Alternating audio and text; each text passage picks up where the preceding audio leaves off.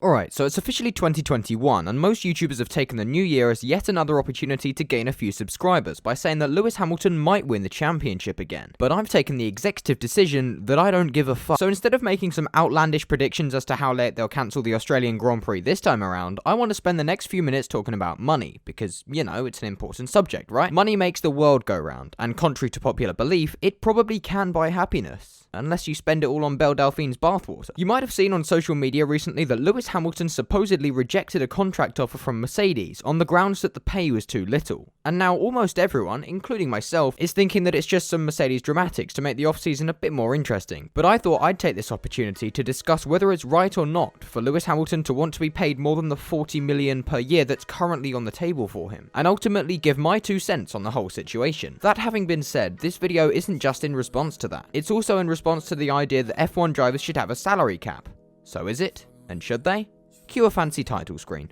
Yeah, I pull up in a Escalade, I can hear what you say. Shawty so bad, I pull up on my worst days. I can never mistake, I under from a Mercy. She was telling me to pull her, now she don't know why her legs shake. SB's looking clean in the Jeep, goddamn. Big chain, deep freeze, palm trees, goddamn. I've been doing. Of course, there's a lot going for the idea of a salary cap. It allows teams with smaller budgets to be able to approach the better paid drivers and be able to reasonably meet their demands, while also meaning that the bigger teams can't just take what they want and leave the smaller teams to pick up the scraps. It also means that F1 becomes a more approachable sport to enter as a constructor, potentially allowing an 11th team to join the grid and be able to hire some half-decent drivers. So to start the argument off, let me give you some context as to what the biggest names in F1 are paid right now, versus the bottom of the pecking order. Last year, Lewis Hamilton was paid €48 million by Mercedes, with Sebastian Vettel being the next highest paid at $42 million. At the bottom of the field, we have Antonio Giovinazzi and George Russell, who were both paid a comparatively measly amount of €200,000. Granted, earning 200 grand a year age 22 is mental by anyone's standards, but for an F1 driver, that's just pocket change. If there was to be a salary cap, it would probably be in the region of 10 to 20 million euros per year, so that the top drivers become more obtainable while the less experienced drivers probably retain the same salary.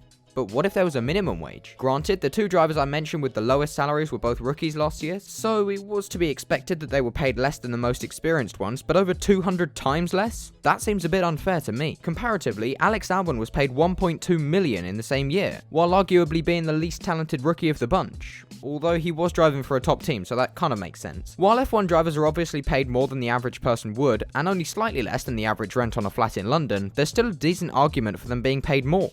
So why? In what world is 40 million euros a year not enough?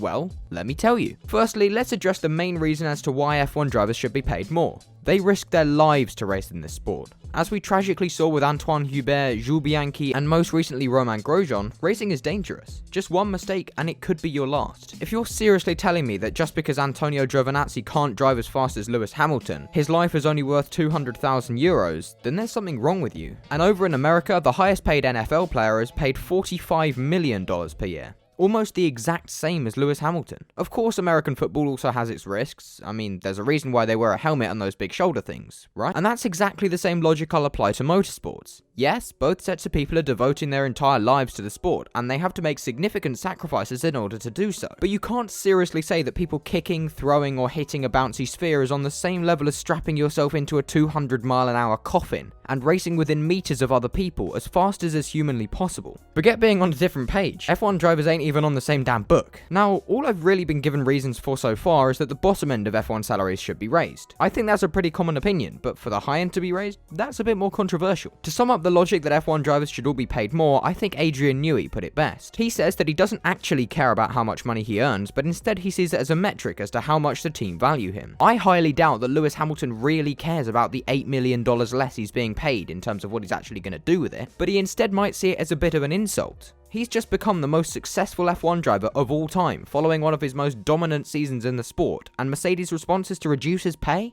That's gotta hurt. Of course, the reduction in salary isn't in direct response to his achievements, but instead is as a result of the pandemic. If you take the fact that the company's profit margins per car are down, Mercedes would have to sell, on average, 44,296 cars to pay that €40 million salary. Which, even coupled with the fact that they're probably selling fewer cars than usual, they will. But percentage-wise, Hamilton is taking a lot more of their money than usual. Hamilton will no doubt be aware of this, and I'm sure he'd be perfectly happy with 40 million per year. But this is his way of asking the team, how much do you really want me? How much are you going to sacrifice for the privilege of having me on your team?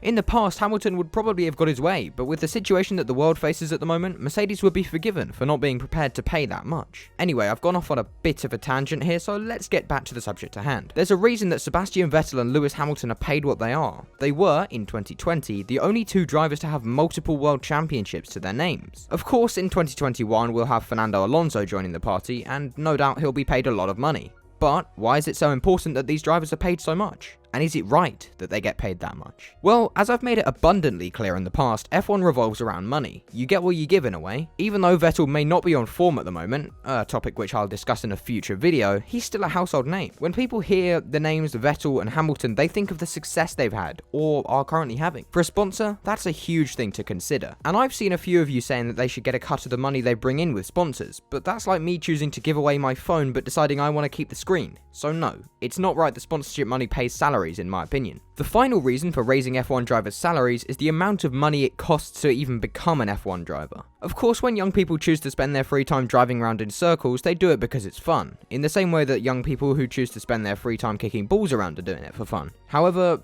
as with a lot of fun things, they come at a cost. For a future Lionel Messi competing at a fairly high level of football, it'd cost around €640 per year, but for baby Hamilton, that number will start off at €12,000. And by the time they reach single-seater racing, they'd easily be looking at $1 million per year. And yet, little Messi is going to be paid 3 times more than little Hamilton. People are generally fine with how much footballers are paid, but F1 drivers? Oh no, they aren't proper athletes. They aren't putting in as much effort as a footballer has to. And anyway, isn't F1 just about being in the same car? But let me tell you this, if you seriously think that, then you can fuck. Don't get me wrong, I'm not saying that €50 million isn't a ridiculous amount of money. You know how many official Lewis Hamilton Mercedes caps you could buy with 50 million? I'll tell you how many. 1,428,571. That's almost as much as Will from FP1 has on its back wall. But for a sport as dangerous as F1, you can't put a price on what a driver's life is worth. Especially not in their own hats. As a final point, let me just draw attention to the whole point of money. An item is worth whatever someone's prepared to pay for it. So if Mercedes are prepared to pay 50 million a year for Lewis Hamilton, then fine. We can complain as much as we want, but ultimately, it's not our decision to make. But hey, these are only my opinions, and remember, I'm just as entitled to mine as you are to yours. With that in mind, what do you think about this? Do you think F1 salaries should be the same? Lower? Do you think I've completely lost my mind? Drop a comment below and maybe even subscribe while you're down there, eh? But yeah, that's all for today's video. Thank you for watching as always, and I'll see you all later.